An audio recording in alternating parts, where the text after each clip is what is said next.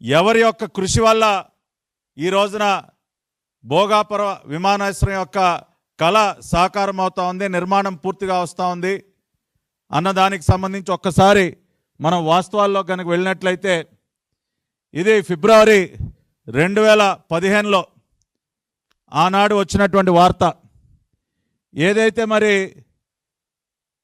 బెంగళూరులో జరుగుతున్నటువంటి air show, international air షోలో నారా చంద్రబాబు నాయుడు గారు పాల్గొన్నటువంటి దృశ్యం, ఆ రోజున కేంద్ర పౌర విమానయాన శాఖ మంత్రిగా ఉన్నటువంటి అశోక్ గజపతిరాజు గారు, అదేవిధంగా చంద్రబాబు నాయుడు గారు, ఆనాటి కేంద్ర సహాయ మంత్రి సుజనా చౌదరి గారు, వీరందరూ కూడా ఇంటర్నేషనల్ ఎయిర్ షో బెంగళూరులో పాల్గొన్న సందర్భంలో వారు ఆ రోజున ప్రకటించారు, భోగాపురంలో ఒక అంతర్జాతీయ విమానాశ్రయ నిర్మాణానికి మేము పూనుకుంటున్నామని చెప్పి ప్రకటిస్తూ వారు మాట్లాడినటువంటి వివరాలు కూడా ఈ వార్తలో మనం చూడొచ్చు. ఇదిగోండి, భోగాపురం వద్ద హైదరాబాద్కి మించిన విమానాశ్రయాన్ని నిర్మించనున్నాం అని చంద్రబాబు నాయుడు గారు ప్రకటిస్తూ వైమానిక పరిశ్రమలకు ఎర్రతివాచి పరుస్తూ ఆ రోజున బెంగళూరులో వారు మాట్లాడినటువంటి మాటలు. ఫిబ్రవరి 20, 2015న నారా చంద్రబాబు నాయుడు గారు ఇంటర్నేషనల్ ఎయిర్ షో బెంగళూరులో వారు ప్రకటించినటువంటి విషయాన్ని, ఆ రోజు వచ్చినటువంటి వార్తను కూడా ఇక్కడ మీకు చూపిస్తూ ఉన్నాం.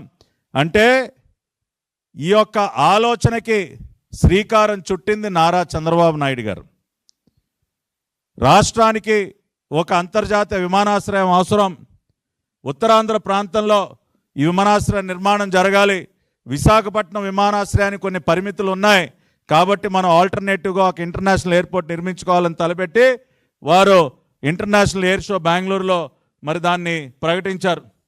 అదేవిధంగా మరి ఆ తర్వాత ఆ ప్రకటన చేసిన తర్వాత ఏదైతే ఉందో మీరు చూసినట్లయితే అనేక జీవోలు విడుదల చేసి ఫిబ్రవరిలో మరి వారు ప్రకటించిన తర్వాత జీవో నంబర్ 63 డేటెడ్ 25/2015 ఈ జీవో ఏంటన్నది ఒకసారి మీరు చూసినట్లయితే development of greenfield airport at Bhogapuram proposal for formation of SPV named Bhogapuram international airport.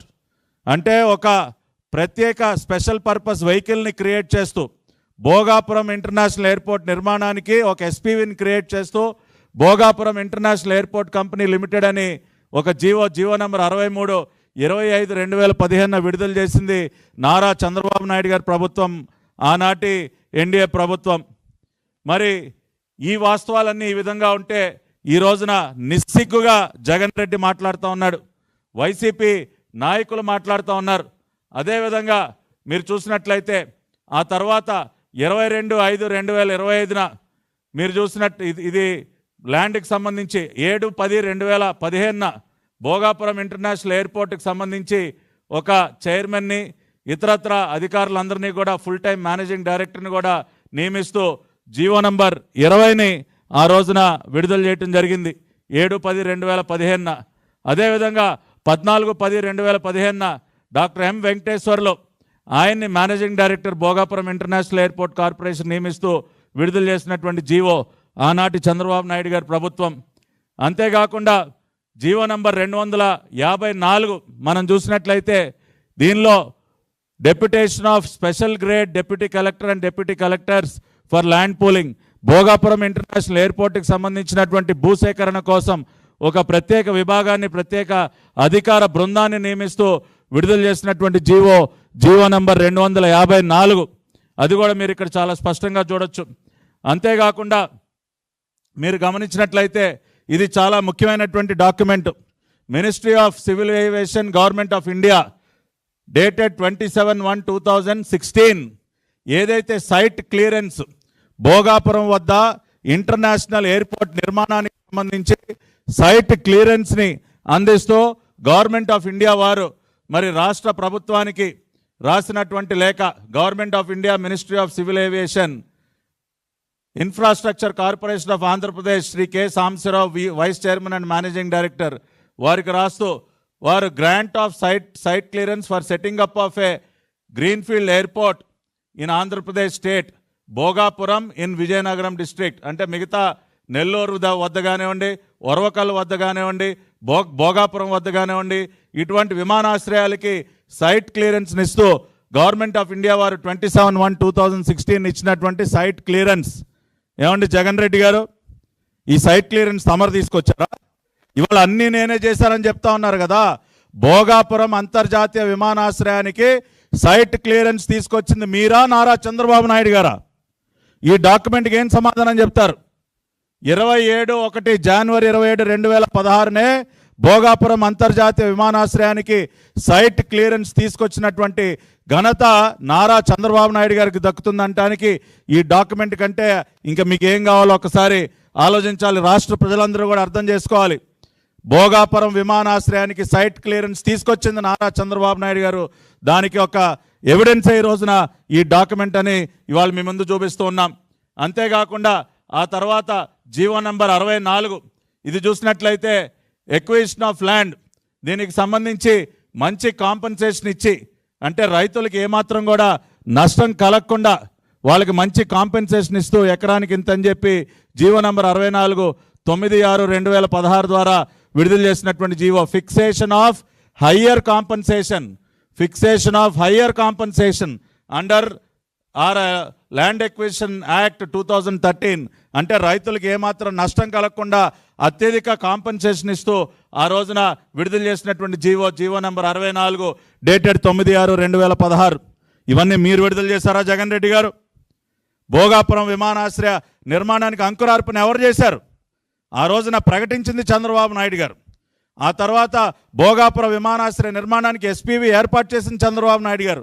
దానికి అధికారులు నిర్మించింది చంద్రబాబు నాయుడు గారు. సైట్ క్లియరెన్స్ అనుమతి తీసుకొచ్చింది చంద్రబాబు నాయుడు గారు. అత్యధిక కాంపెన్సేషన్ అందిస్తూ జీవోలు విడుదల చేసింది నారా చంద్రబాబు నాయుడు గారు. అంతేకాకుండా మీరు చూసినట్లయితే ఇది కూడా ఇంకొక ఇంపార్టెంట్ డాక్యుమెంట్.